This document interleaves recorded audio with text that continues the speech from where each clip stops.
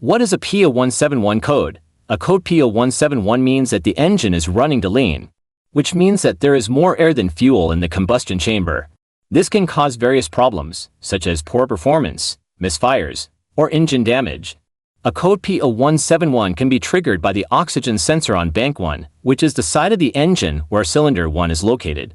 The oxygen sensor measures the amount of oxygen in the exhaust gases and sends a signal to the engine control module. If the signal is too low, it means that there is too much oxygen and not enough fuel in the mixture.